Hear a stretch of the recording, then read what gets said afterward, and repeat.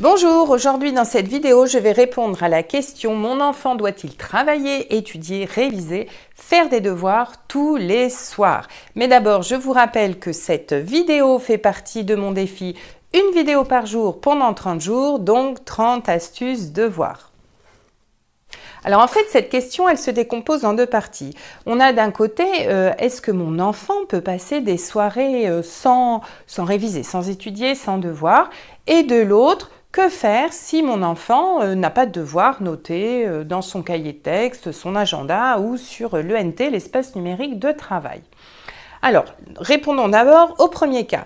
Mon enfant doit-il faire des devoirs tous les soirs? Ben, bien sûr que non. Enfin, il a le droit un petit peu à une journée tranquille, à une journée, qu'est-ce que je dis? À une soirée tranquille de temps en temps.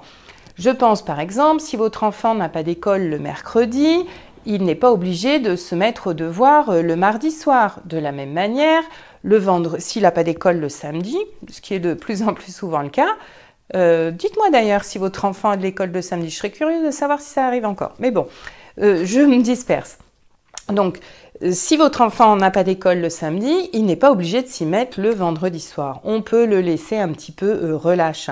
C'est comme nous, adultes, on n'a pas forcément envie de se remettre à toutes ces corvées le soir en rentrant du travail.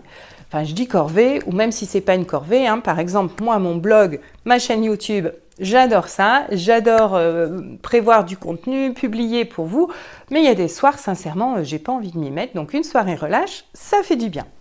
Ça, c'était la première partie, le premier côté de la pièce. Maintenant, voyons de l'autre côté. Si votre enfant revient un soir, alors là, peu importe le jour, hein, que ce soit un lundi soir, un mardi, on est toujours dans le cas de pas d'école du mercredi, un jeudi soir, etc., avec pas de devoir, qu'est-ce qu'on fait? On le laisse comme ça sans rien faire? Ça, c'est la première possibilité. Mais la deuxième, selon, j'ai envie de dire un petit peu le niveau de votre enfant, ses facilités, ses difficultés, ses besoins, vous avez plusieurs choses à lui demander. Alors la première, ça peut être par exemple d'en profiter pour faire du tri sur son bureau, enfin son espace de travail. Si son matériel, ses feutres, ses crayons, ses feuilles de brouillon, etc. sont rangés dans une boîte, ça peut être le moment tranquille, lui tout seul ou vous avec lui, de faire du tri dans ces affaires-là. Ça peut être aussi l'occasion de faire un grand tri dans le cartable. Alors vous allez me dire, ouais, mais il y a le week-end pour ça, ou le mercredi après-midi, enfin ça dépend. Si vous avez plein d'activités extrascolaires, ce ne sera peut-être pas le moment. Mais justement, enfin, que ce soit le mercredi et le week-end, quand on a fermé, qu'on a passé, je ne sais pas, par exemple, 30 minutes pour les plus jeunes à 1h30, voire 2 pour les plus grands sur les devoirs, on n'a pas forcément envie de se remettre après la tête dans quelque chose qui a à voir avec l'école, le collège ou le lycée, et on n'a pas forcément envie de se remettre à faire du tri. Donc, les petites soirées comme ça, tranquilles, ça peut être bien pour ça. Donc, faire du tri dans le cartable, vous voyez, le trier à fond, le nettoyer, le ranger, etc. Ça peut être l'occasion aussi de refaire le point sur les fournitures. Est-ce qu'on a bien tous les stylos qui fonctionnent, des crayons taillés, vous voyez, tout le moment de faire un petit point. Ça peut être aussi, pourquoi pas, l'occasion, ça c'était une autre astuce de voir, ça peut être aussi l'occasion de faire un petit bricolage, un petit DIY, qui a un petit rapport avec les devoirs, par exemple de mettre du petit masking tape sur ses crayons, ses stylos, pour les retrouver plus facilement à l'école, au collège. Ça peut être de se faire un petit pot à crayon, de se faire une petite boîte pour mettre ses fiches, enfin, voilà, ça peut être de fignoler, de finaliser, de terminer, décorer. Voilà un petit peu aussi ces bricolages qu'on aura pu faire. Ou alors les labbooks. Ceux qui me connaissent savent ce que c'est que les labbooks. Si ce n'est pas le cas, je vous renvoie à ma vidéo Apprendre une leçon où j'explique ce que c'est qu'un labbook. Donc les soirées, on a un peu plus de temps. On peut prendre de temps pour le finir, pour le décorer, etc. Alors après, justement, les soirées comme ça peut être aussi, enfin je dis les soirées ou les demi-journées, hein, si par exemple un mercredi après-midi, un week-end, il n'y a pas trop de devoirs, ou pas du tout, on y revient, ça peut être l'occasion aussi de faire ces fameux labooks, de préparer son matériel pour réviser, ses flashcards, enfin je vous renvoie à toutes ces techniques-là, ces cartes mentales ou de préparer les applications. Je vous renvoie à Quizlet, par exemple, que j'ai présenté dans la vidéo Apprendre une leçon d'anglais. Ça peut être l'occasion de rentrer ses listes de mots à apprendre sur Quizlet ou de préparer son carnet de vocabulaire. Voilà, des petites techniques dont j'ai parlé dans la leçon Apprendre une leçon d'anglais.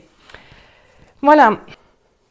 Après, la dernière chose à laquelle je pense aussi, ça va être justement de revoir toutes ces leçons qui sont en train d'être vues. Hein. Vous savez, il y a déjà... Alors, peut-être encore plus au collège, il y a déjà pas mal de professeurs qui ne marquent pas forcément dans l'espace numérique de travail hein, ou sur le cahier texte ou sur l'agenda qu'il y a des leçons à prendre. Pour eux, ça va être sous-entendu. Donc, première chose, avant de se dire « Ah, génial, tranquille, une soirée sans devoir », j'aurais dû d'ailleurs même commencer par ça, vérifier qu'il n'y a pas de leçons à apprendre. Alors là, on ne regarde pas le cahier de texte ou le NT, on va directement regarder les cahiers, les classeurs, etc. pour voir s'il y a une leçon à apprendre. Et donc là, soit on a trouvé du boulot parce qu'il y a des nouvelles leçons qui ont été vues dans la journée ou la veille, etc. Il y a des nouvelles leçons à apprendre, soit il n'y a rien de nouveau, mais ça peut être l'occasion de re-réciter. Hein. Vous savez que la courbe de l'oubli, c'est, hop, je me mets là, qu'on oublie très rapidement. Donc moi, la méthode que j'utilise, je pense que j'en ai déjà parlé dans certaines des vidéos, la méthode que j'utilise avec les jeunes que j'aide, c'est le 3-3-3-3. Qu'est-ce que ça veut dire que ça? Eh bien, lorsqu'on apprend une définition, un vers d'une poésie, quelques mots d'anglais, enfin voilà, on va les revoir au bout de 3 secondes. Ce qu'on vient de répéter, le vers, voilà, donc on l'a vu, ou la personne qui nous aide à apprendre nous l'a dit, on le répète. Donc tout de suite, là, c'est au bout de 3 secondes. Puis, on va répéter la même chose au bout de 3 minutes. Ensuite, vous avez compris le truc, on va répéter encore la même chose au bout de 3 heures, puis au bout de 3 jours, puis dans le cadre d'un examen comme en 3e par exemple, au bout de 3 mois. Alors c'est comment je vais dire, c'est un repère, hein, il ne faut pas que ce soit figé comme ça, fixe, etc. Mais c'est quelque chose qui aide bien. En tout cas, les jeunes que j'aide, ça les aide bien. Voilà, donc ça va être au bout de 3 heures par exemple, si votre enfant a travaillé en rentrant tout de suite de l'école, c'est-à-dire vers 17 heures. 17 plus 3, ça fait 20 heures. Donc, ça peut être de réviser juste avant d'aller au lit. Ça, c'est pas mal. On retient bien en général ce qu'on revoit au dernier moment avant d'aller au lit. Après, au bout de 3 jours, alors ça va être pas forcément au bout de 3 jours, ça peut être le lendemain, au bout de 2 jours ou d'une semaine, vous voyez, mais enfin au bout de quelques jours. Donc là, c'est justement notre soirée sans devoir, ça peut être l'occasion de revoir une leçon qu'on aura vue il y a quelques jours et qu'on a eu un petit peu de mal à retenir parce qu'elle était compliquée, parce qu'il y avait beaucoup de choses à apprendre, enfin voilà. Je dis une leçon, mais ça peut être une poésie, une autodictée, enfin tout ce qui nécessite de l'apprentissage, de la mémorisation. Voilà. Donc voilà, vous avez... Ah oui, puis la dernière chose aussi sur qu'est-ce qu'on peut faire quand on n'a pas de devoir, j'en ai parler un petit peu aussi, c'est de vérifier que ces cahiers sont bien à jour. Hein. Ça va être, voilà, je pensais à ça en disant, regarde les cahiers, voir s'il y a une leçon dedans. Et ça va être de vérifier si les feuilles ne se décollent pas. Est-ce que les pochettes dans les classeurs sont au bon endroit? Est-ce qu'on a bien souligné les titres, surligné les mots importants, compléter tout ce qu'il fallait compléter, si votre enfant était absent ou qui pour une raison X ou Y, il lui manque un petit bout de la leçon, est-ce qu'il a bien récupéré?